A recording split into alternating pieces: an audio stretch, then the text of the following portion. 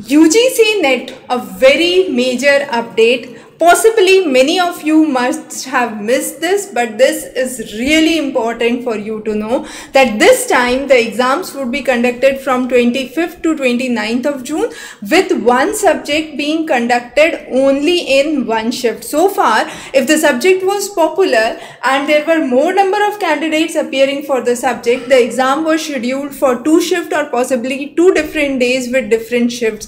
Now, under the government guidelines, where the Supreme Court rulings, where it has been suggested that one subject should be done only in one shift, as we have seen in the NEET PG paper, which has been postponed to 3rd of August, citing the same reasons that normalizations are difficult, the level of papers and the level of questions that are being asked are very difficult to actually standardize, and therefore to make the system more transparent, the exams would be conducted only in one shift. So as we can see, this year's schedule for June 2025, let's say we talk about one of the popular subjects, geography. Previously there were numerous shifts under which the exam was conducted.